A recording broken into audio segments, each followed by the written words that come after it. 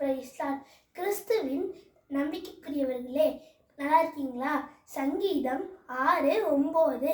கர்த்தர் என் விண்ணப்பத்தை கேட்டார், கர்த்தர் என் ஜெபத்தை ஏற்றுக்கொள்ளுவார். ஆகாரு தன்னுடைய மகன் சாகர நிலைமையில இருக்கும்போது அதை பார்க்க முடியாம அழுதாங்க.